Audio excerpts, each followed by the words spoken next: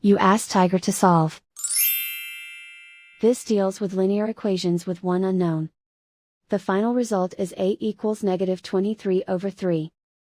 Let's solve it step by step. Group all constants on the right side of the equation. Subtract 3 from both sides.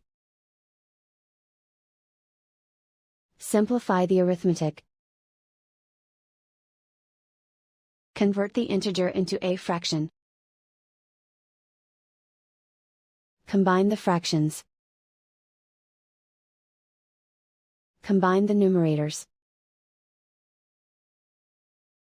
Isolate the a. Multiply both sides by inverse fraction 3/1. Group like terms. Multiply the coefficients.